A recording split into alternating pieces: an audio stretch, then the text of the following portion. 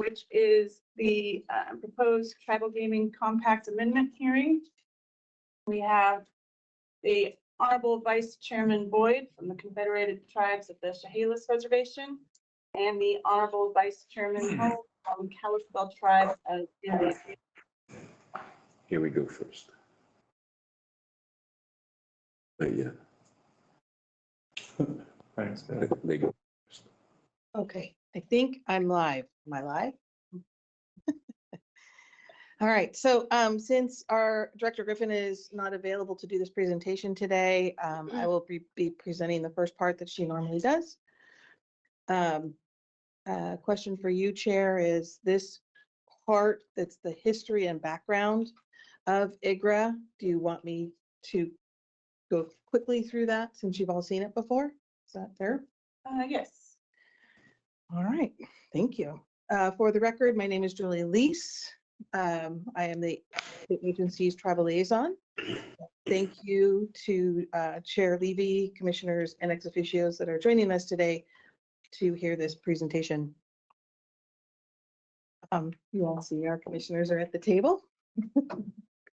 And those are ex officios. Our ex officios are a very important role in compact amendments.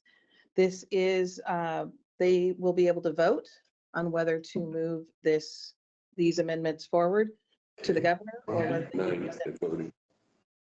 to the to Tina for further negotiations. We have, there we go. These are the types of topics that we can negotiate. And today, what we're primarily talking about is the casino style gaming. Here's the purpose of IGRA. And we must negotiate, the state must negotiate in good faith.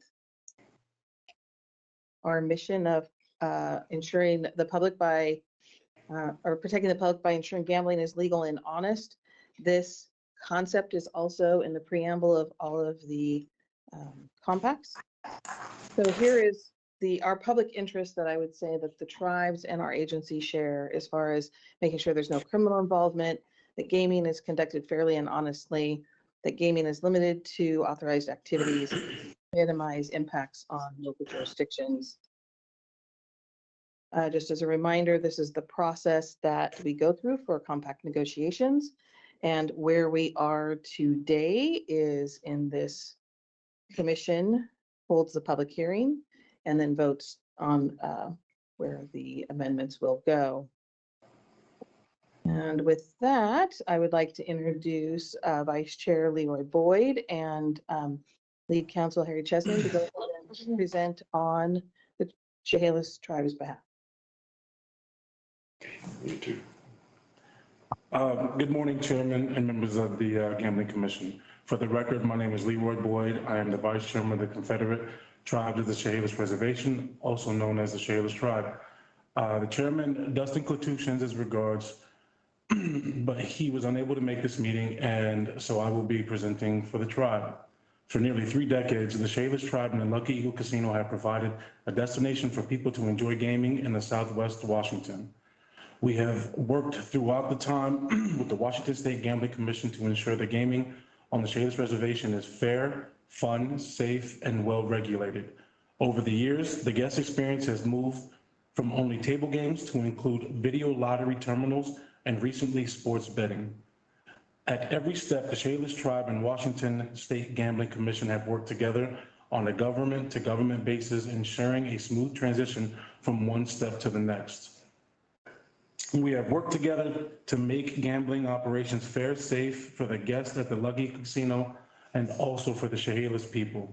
Tribal gaming has brought a prosperity to the Chehalis Reservation, allowing our tribal government to provide essential government services to its members, including education, healthcare, policing, elder services, and housing, just to name a few examples.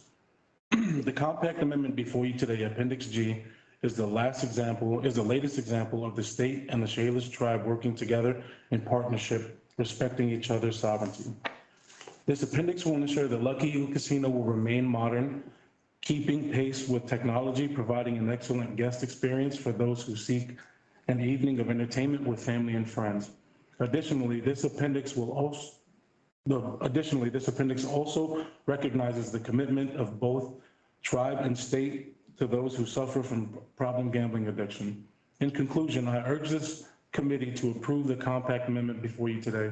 It recognizes all work that has been done by the Washington State Gambling Commission and the Chehalis Tribe to provide the best possible experience at the Lug Eagle Casino. Thank you.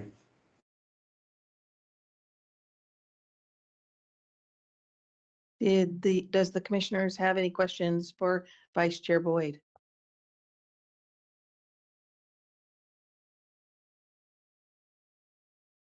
So the compact amendment before you today for the Chehalis Tribe is for electronic table games. As Vice Chair Boyd had mentioned, it's Appendix G. You recently saw similar amendments in July come forward for electronic table games.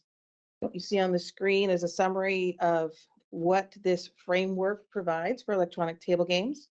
So it's going to be consistent with traditional table games. There's no play against the machine. We have a conversion rate for traditional gaming stations or gaming tables to electronic table game terminals, maximum wager of 500. The customer will engage in the system through an electronic wagering system. And there's joint testing, field testing between the Tribal Gaming Agency and our staff.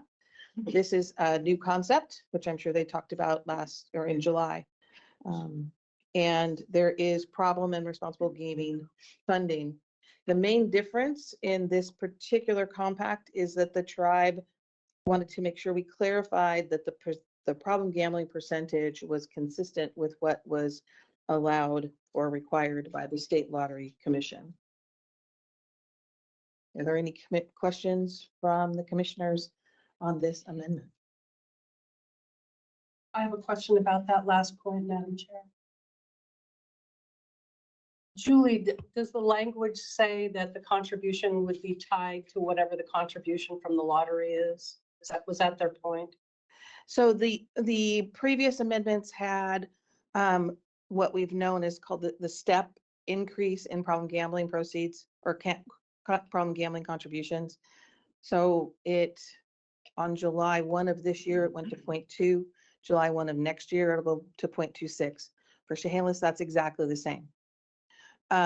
What we added was a provision that said this is consistent with the lottery and that is what they will pay is what the lottery pays. And if in the future we want to talk to them about increasing problem gambling, it will need to match whatever we do with lottery. I see. Yeah. So if the lottery decided to increase, there's not an automatic.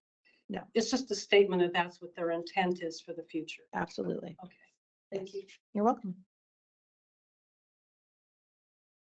All right, if there's no other questions, I would like to introduce Vice Chair Holmes for the Kalispel Tribe. Good morning. Can you hear me? Yes, sir. Okay. Thank you very much for this opportunity. I'm going to try to be as quick as possible. I know everybody has a busy day here.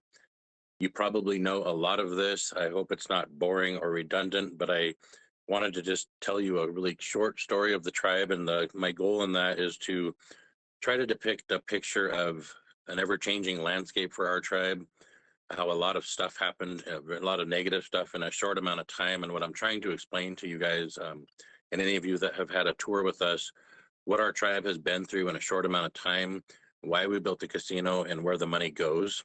And my point of all that is to explain why these changes are so important and critical to our tribe. So I hope that I can do that shortly, quickly. So our tribe once inhabited a little over 4 million acres. It went into western Montana, northern Idaho, eastern Washington, and parts of British Columbia. A lot of people way back. If I want to fast forward to 1800, there was about 2,500 Kalispels along the Pend Oreille River up into Lake Pend Oreille through Sandpoint. 80 years later, there was 100 Kalispels left. So in 80 years, 4 different pandemics came through. Each pandemic would decimate over half of the tribe overnight. You can imagine what that would do to a tight-knit, close-knit family. Our reservation was established by executive order by President Woodrow Wilson in 1914. And we ended up with 4,600 acres of our original 4 million. So a lot of things happened to our reservation. And if you came to Northern Quest today, you would see a nice shiny casino. If you came up to the reservation, you will see things getting better, but that wasn't always the case. In 1968, we had one telephone for the entire tribe, and we had 3 houses that had running water. This was in 1968. From a historical standpoint, not very long ago. First couple of World War conflicts, our young men volunteered. They weren't drafted. About 35% of our young men, to be exact, volunteered, and only a handful of them came home. The guys that came home were pretty messed up, to be blunt. We didn't understand PTSD back then. I don't know if anybody did. We didn't have programs for that. And so these guys turned to the bottle to numb that pain. And I'm sad and somewhat embarrassed to say that alcohol became rampant on our little reservation. By 1985, about 85% of our reservation were alcoholics. As a kid, I watched my parents come home drinking and fighting. If you were at a birthday party, if you were at a Christmas party, a funeral, everybody was drinking. And that's what we saw growing up. In 1985, our chairman decided that he was going to quit drinking. He was the leader of our tribe and felt like he was leading us down the wrong road. So he decided to quit drinking. At first, he was kind of ostracized by the community. You know, people, oh, you think you're better than everybody? You think you're too good? But people started to see changes in his life. They saw him out in his yard playing ball with his boys. They saw him mowing his yard and doing those little things. My mother decided that she was going to quit drinking. His wife decided she was going to quit drinking, and this wildfire started on our reservation. Everybody wanted to be sober. One of the things we discovered was that the European model of treatment wasn't necessarily what worked for us. We have a more holistic approach to treatment. We feel like the whole family needs to go to counseling and get help because they had learned how to function around that dysfunction. So we came up with this concept that we call the Camas Institute, the Camas Path. And it's a facility, it's programs, it's wraparound programs, it's behavioral health, it's Head Start, it's mental health, it's after school tutoring, it's our language being revitalized, all these different things. And I wanted to share that with you because any of you that have had a chance to get a tour with us, you know that we're doing that stuff. You see it, I hope. We're making progress. Today, I would tell you we're at about 5% alcoholism on our reservation. We have a tribal member who is the general manager of our casino. Tribal member is the executive director of our TGA. Tribal member is the director of our public safety and police. So we're making progress. Our members have hope finally. They have dreams. And so I just wanted to let you know, we've lost a lot of land. We've lost a lot of people. 2007 was the first year that we had safe drinking water on our reservation. All of these things are directly responsible because of the casino. We don't have a tax base, so the casino is our funding mechanism to send our members to school, to send them to treatment. And Vice Chair Patterson, I did want to share something with you that I thought you might like. We got to talk about this a few years back. We talked about problem gambling and the lack of services in our state. You've kind of got to see what we're doing, and I was happy to announce to you we are opening an opioid clinic January, February of this year. We've already built the building. Right behind that, we have a 35 bed inpatient treatment center that we are working on right now. And we're looking at adding problem gambling as a modality in that because our experts are telling us addiction is addiction is addiction. A lot of people will stop drinking and start gambling as a replacement, or they'll stop gambling and they'll pick up a different addiction. So I thought you might enjoy to hear that part. We're moving forward with the prevention program, and I think we'll finally have all of these services that will be wraparound services. So I just wanted to paint that picture and explain to you guys why these amendments are so important to us. Our tribal members, when I first got on council in 1992, we had 200 tribal members. Today, we have 497 enrolled members. we had 13 tribal elders left on our little reservation. Today we have 68. So that's a good problem to have, but it's a problem nonetheless. Our tribe is growing, their needs are growing. It's up to us to provide housing, all the infrastructure for that, police and fire protection for all of that stuff, the land to put it on, and we can't do that without gaming. So I appreciate your time and the opportunity to talk today, and I hope you will consider granting these. Thank you very much. Thank you. Yes, thank you, Vice Chair Holmes. Is there any questions from the commission for Vice Chair Holmes? I just had one question of, just curious, like whereabout is the opioid clinic and that stuff being built at? So it's going to be a day clinic. So it's not an inpatient, at least for the opioid. That will be out at Airway Heights. It is just south of the casino. We're actually developing I'm going to call it a medical campus, but the first phase will be the day clinic. So you would come in and get dosing. Sometimes it's monitored depending on what medication you get. Sometimes you come in and get your medicine and you leave. If it's something like methadone, you might have to stay for 4 hours and be monitored. The neat thing about that, though, is a lot of these folks don't have access to any other healthcare. So we're looking at dental, medical checkups and different things. So while you get them there, we've already met with our local, the Spokane Chief of Police, Providence, Multicare, and we're talking about ways where we can capture some of these folks. If you've been arrested, for an example, it might be the first time that in years that you've had 2 or 3 days of clarity where you haven't had your drug. The chief of police told me that 80% of those people are literally willingly going to go back. They can't wait to get out to go right back to it. But there's about 20% who have that moment of clarity, and they would definitely utilize services if they knew where to get them and had access. And so we want to try to capture those folks, obviously. We're going to have a mobile unit. So think of a clinic on wheels, a big bus where it can go out into the streets. And then we're going to have 5 transport units that can get people to the clinic that don't have dependable, reliable transportation. And then, like I said, phase 2 and 3, we'll be looking at inpatient treatment that would be for a variety of things, drug and alcohol, mental health, the whole gambit. So more than just the opioid. I hope that answers your question. Yes, that is just amazing. Thank you. I'd We're love very to excited about it. see it sometime if possible. Of course, once we're up and running, I'd love to have you up and give you a hands-on tour. Amazing. I think Vice Chair Patterson had a question. Right.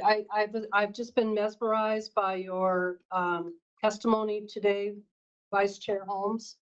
And I don't know if you know this, but I did visit the reservation. I think it's been a while now. Before COVID. And it was just one of the most inspiring days I've had as a member of the Gambling Commission, to go up there and visit Camas Path and to see the work that your relatively small tribe is doing, and your success story is so heartwarming. It just makes me a champion for what it is that Kalispel is doing.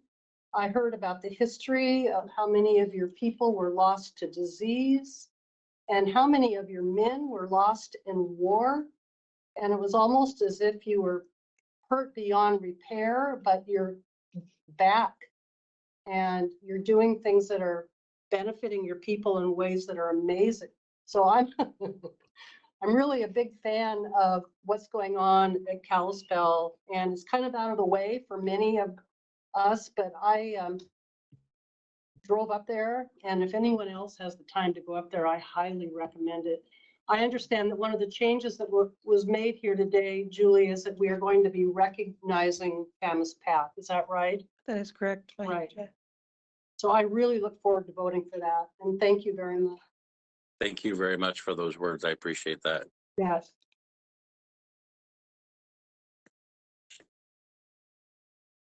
So we have 2 appendices to discuss today related to the Kalispel tribe. So the first is what we've often referred to as a limitation appendix. I think all of us have here and have seen this, variations of this appendix come forward in the past. So what you see on the screen is some of those things that are consistent throughout all of those There's a couple of differences with Kalispel's limitation appendix, or what they're calling Appendix E.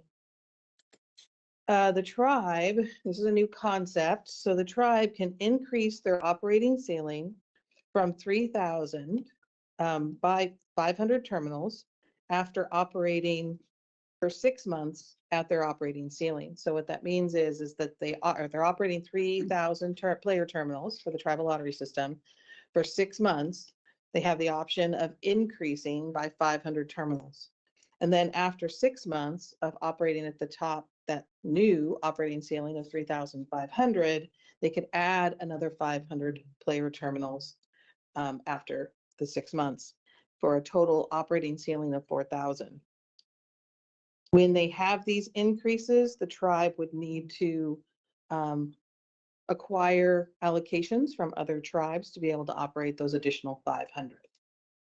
So that's the first change. The second change, as Vice Chair Patterson had mentioned, is making sure in the problem gambling section that Camas Path is recognized as one of the organizations that can receive funding specifically. So with that, are there any questions about this appendix before I move to the next? I count to 4, and if I don't hear anything, I move on. All right, so what we have is the next one is for electronic table games. And in this particular one, it's very similar to what we've seen before for the electronic table games, or Appendix G. The difference here is for their problem gambling section to mirror the problem gambling section that's in Appendix E. So again, adding that recognition of Camas Path to Appendix G, and that's the difference. Any questions on that? Counting to 4. And so we're at public comment.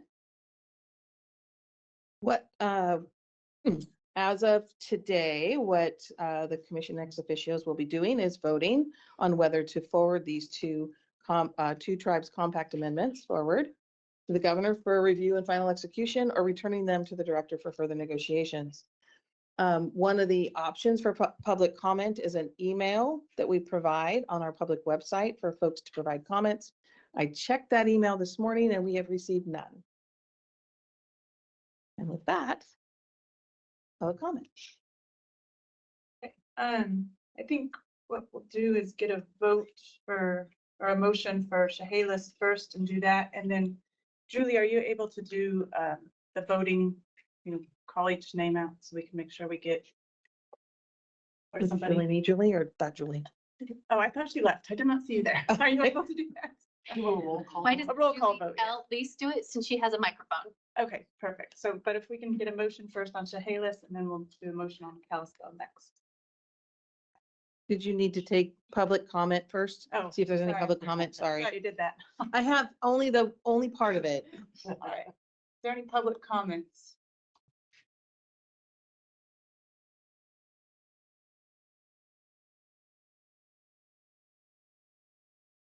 All right. Any public comments? No.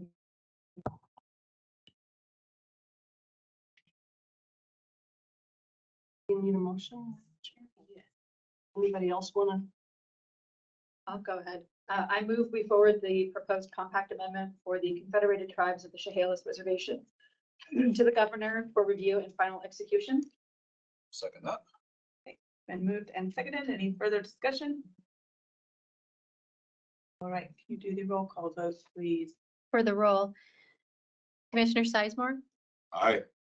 Commissioner Lawson. Aye. Chair Levy, Aye. Commissioner Patterson. Aye. Commissioner Ibsen. Aye. Representative Klova. Aye. Senator Conway. Aye. Motion passes. Thank you.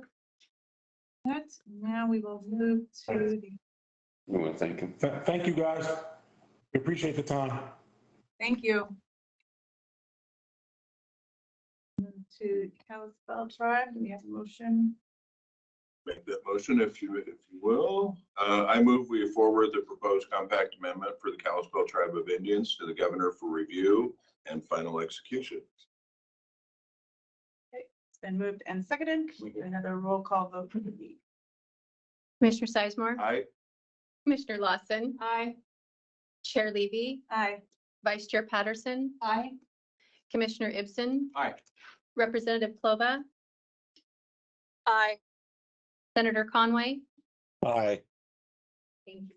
Great. Motion passes. Thank you. Good job. Thank you all for the time today. I appreciate it.